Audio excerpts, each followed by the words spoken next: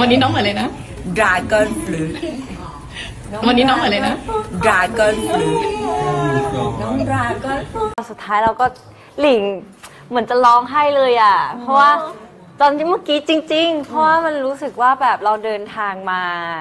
กว่าจะตั้งแต่วันแรกจนถึงตอนเนี้ยมันอยู่กันมาหลายเดือนอยู่นะใช่หลายเดือนอยู่นะแล้วแฟนๆก็ติดตามตั้งแต่ EP แรกจนถึง EP สุดท้ายนี่เป็นครั้งสุดท้ายหลิงไม่รู้ว่ามีโอกาสอีกไหมที่หลิงออมจะมาโปรโมทตรงนี้เป็นครั้งสุดท้ายหลิงก็รู้สึกว่าทั้ง Memory เนาะใช่เหมือน Memory ทุกอย่างมันกลับมาก็ต้องขอบคุณแฟนๆด้วยแล้วก็อยากมาดูด้วยกันคืนนี้ด้วย